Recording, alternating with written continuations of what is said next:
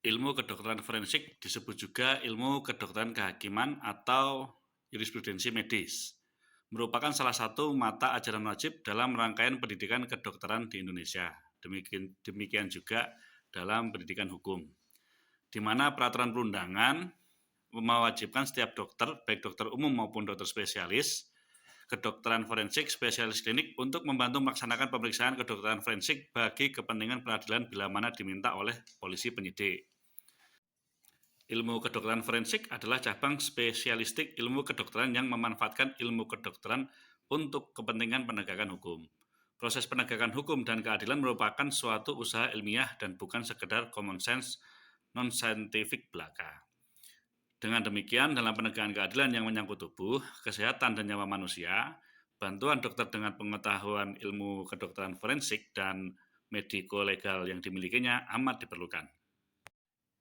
Salah satunya eh, hasil produk dari ilmu kedokteran forensik adalah kedudukan visum et repertum, kedatipun isinya keterangan ahli yang diberikan di bawah sumpah dan di luar persidangan pengadilan, dan kualifikasinya termasuk sebagai alat bukti surat dan bukan alat bukti keterangan ahli. Akan tetapi bila visum et repertum dihubungkan dengan pasal 1 STB 1937 nomor 350 dapat juga dianggap sebagai keterangan ahli, dan keterangan ahli merupakan alat bukti yang sah dalam pasal 184 KUHP. Nah, walaupun visum et repertum termasuk alat bukti yang sah dalam menurut pasal 184 KUHP, akan tetapi menurut saya belum pasti bukti tersebut adalah bukti tindak kejahatan. Hanya dijadikan sebagai pertimbangan hakim, kecuali apabila diperkuat oleh ahli yang memahami visum et repertum tersebut. Ada contoh perkara di salah satu provinsi, yaitu seorang anggaplah dia guru yang dituduh mencabuli anaknya. Perkara tersebut saya termasuk dalam bagian tim pembelanya, yang mana tidak masuk akal apabila pelatih tersebut melakukan tindakan pencabulan terhadap kedua muridnya apabila melihat situasi dan kondisi penginapannya pada saat itu.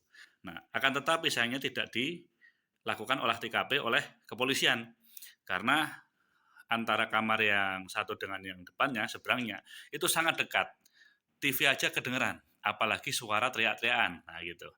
Di dalam BAP kita baca ada suara teriakan, lalu ada kejanggalan-kejanggalan seperti pelatih yang satu lagi, guru yang satu lagi itu di BAP mengaku datang padahal tidak. Nah, itu banyak fakta yang simpang siur. Nah, di dalam visum et repertum pun saya baca bahwa tidak ada penjelasan detail tentang potensi kejahatan yang dilakukan terhadap kedua anak tersebut, hanya menunjukkan bahwa ada luka robek dan lainnya tidak ada. Nah, kira-kira begitu. Jadi saya tetap berpendapat bahwa visum et repertum alat bukti yang sah menurut KUHP. Tetapi apabila visum et repertum dijadikan bukti tindak kejahatan, saya tidak sepakat. Terima kasih.